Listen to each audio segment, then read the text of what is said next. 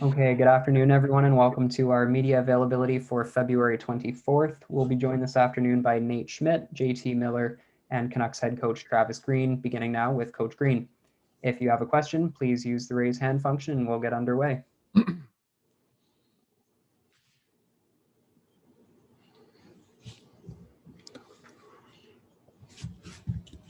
Okay, first one here from Farhan Lalji.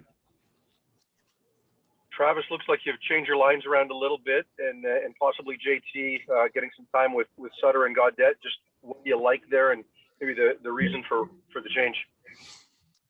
I wanted to get a different look in practice. That's probably the bottom line, and I didn't like the way we played last night. So might see a few changes in our lines tomorrow, and we did some game-like drills today. So we'll think about it for the rest of the day and going into tomorrow. What kind of response are you hoping for? I mean, obviously a win is the simple answer, but in terms of process? Well, I think it's just playing a complete game. We had a good meeting with our team today. You know, I try to be honest with our group all the time. I thought we played 7 pretty good games in a row. I didn't want them to be disillusioned or illusioned that we played an 8th good game in a row. I didn't think we did. Thought parts of the game we played well, parts of the game we didn't. And, part of today was owning what we did yesterday as a group. And part of today was getting better to be today and improving on our game so we can be better tomorrow. Some of your best players this season have not managed the puck maybe as well as you would have liked. There's been turnovers and things of that nature. You have to play those guys. You've got limited offensive options. So how do you get the message to those guys when you continuously have to play them as much as you do? Well, it's a fine line between taking ice time away and hoping that they get the message. I think they understand it. I think there has been times where we've turned the puck over too many times. I wouldn't necessarily say last night was the scenario totally. I just thought we kind of shot ourselves in the foot in certain areas. But our top guys also have to make plays at the right time. So, but there's definitely been part of the problem at times. I thought for the 7-game stretch, our puck management was pretty good. I thought last night we made some errors on simple plays that we shouldn't make, whether it was our focus or just being a little loose once you get the lead. And, we weren't playing well enough we're not that strong a team to be able to just have a loose part of our game. We're a team that really needs to have everyone playing well and being on the same page. Okay, we've got quite a few hands here, so just wanted to let everyone know we'll limit it to 1 question each for Coach Green. We'll take our next one here from Ian McIntyre. Travis, in your opinion, are the physical mistakes and the poor choices, are they related to confidence or a psychological aspect to losing so many games? No, I don't think so. I guess it depends on the player you're talking about. I think it's a little bit different. You look at a guy like Hoglander, I think he's very confident. I think there are times when, he's still learning the game and he's got a lot of excitement in his game and he wants the puck. He wants to do well. He's hungry. He works extremely hard. He's still learning certain parts of the game. I can think of probably 3 plays last night with him that is probably just a maturity, and we've been trying to work with him, trying to give him a longer leash. You can look at other players, maybe our top end guys where they, I think they have a lot of confidence in their game and maybe sometimes a little too much confidence in their game. And then you look at some guys maybe at the bottom end of your lineup where at times they probably do lack a little confidence. And as coaches, we try to install that. And we talk about confidence a lot. And a lot of times confidence comes from your will to win and just wanting to do whatever it takes. And yet, there's still confidence or being unconfident can creep into certain players. But Ian, I think it's different for every player a little bit. if that answers your question. It's a little bit long, but. Okay, next up we'll go to Bick Nazar. Hey, Travis, a few weeks ago, when there was a focus on the defensive game, some of the players mentioned the emphasis of shot quality versus shot quantity and being comfortable with the amount of shots. Is that same philosophy applied to the offensive end? You've won the shot quantity 6 of these last 8 games, but do you feel like the quality has been at a level that meets the standard? Well, I mean, it's easier said than done to go out and create high-end scoring chances. I think certain players probably create higher end scoring chances than others.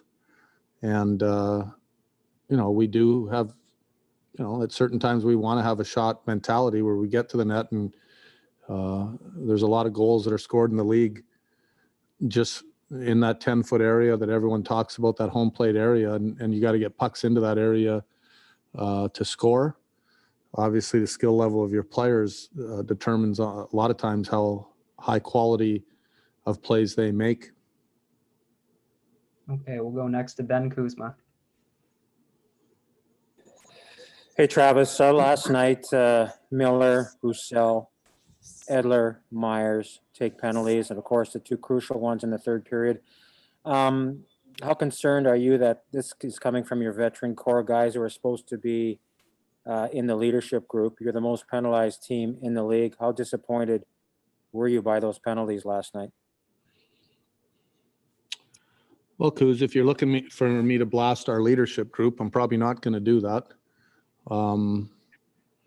We talked about getting the power play advantage before the game. Some of the things that we talked about today as a group were a couple of the penalties. Sure. Did I not like a couple of them? Yeah, I did. I don't know if I've seen a game played this year where you haven't taken a penalty. I thought we were taking a lot of penalties at the start of the year. I don't know what the average is right now. I haven't looked at it. We've also played the most games. That might be something to do with the most penalty minutes as well. But I knew we took way too many early in the year. It was an emphasis yesterday to try to get the power play advantage against a team like that. I think it's important. I did think we took a couple at the wrong time that probably gave them a little juice and a little life. Sometimes even if the team doesn't score, just by getting those top guys puck touches, it gets them rolling and feeling good as well, much like it does with our guys when they get the power play and they start moving around and feeling the puck.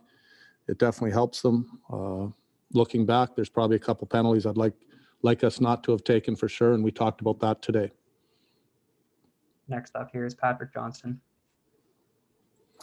Hey, Travis, just looking at the results-based business that is hockey and seeing Claude Julien lose his job, just wondering your reaction to his situation and honestly your sort of personal context and all that. Well, I don't have a personal context in it, but anytime you see someone lose their job, you feel for them. Claude's a great coach. He has been for a long time in the league. And, whenever someone loses their job, you're thinking about them. Thanks. Jay Janauer, go ahead.